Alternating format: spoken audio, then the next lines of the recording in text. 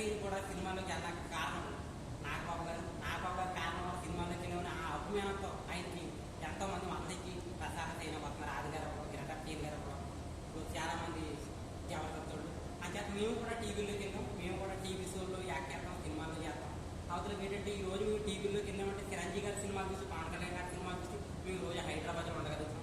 ఆయన సినిమాలు చూడకపోతే నిజంగా లోకమంటే ఏంటో కూడా మాకు తెలియదు. ఆయన సినిమాలు చూసాం కాబట్టి మేము నిజంగా ఈ రోజు ఇలా ఉన్నాం. హైదరాబాద్ నుంచి రాత్రి గోపి బయలుదేరికి వచ్చాము. పవన్ కళ్యాణ్ గారు ఆఫీస్ ఇదే ఒక అక్కడ మేము వచ్చామండి. గేట్ కార్డ్ చెప్తే లోపల పంపించారు. భోజనం కూడా ఆరబెట్టారు. సొంత సొంతలు కూడా చూడ అంత గొప్పగా పవన్ కళ్యాణ్ వచ్చిన అందరూ కూడా చాలా బాగా చూస్తున్నారు. చూడలేదు, గేట్ కూడా ఆపేరు. ఆపేస్తే అప్పుడు మళ్ళీ గంట మాట్లాడి మళ్ళీ ఆయన మళ్ళీ తీసుకొచ్చారు లోపలికి. లెక్క చేయలేదు, గంట దాకా ఆపేరు మమ్మల్ని. చెప్పు.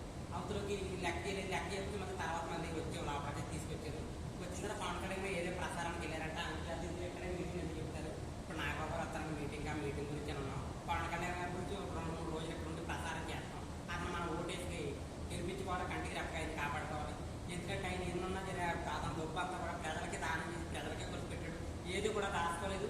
అతను పోగేసినంత కూడా ప్రజలకు పెట్టి ప్రజల్లో ఒక మనిషిగా, ప్రజల్లో ఒక సైనికుడిగా, ఒక రుచిగా, ఒక సైంటిస్ట్గా, ఒక మహావృక్షంగా ఎదిగాడు. పవన్ గారు ఇంకా 100 ఏళ్ళు ఉంటారు. ఆయన ఇంకా ఎన్నెన్నో గొప్ప గొప్ప పనుల మీద మంత్రి కానీ, ఎమ్మెల్యే కానీ, ఎంపీ కానీ మన దేశానికి ప్రధానమంత్రి అంత ఎందుకు ఎదగాలంటే అదే నాకు.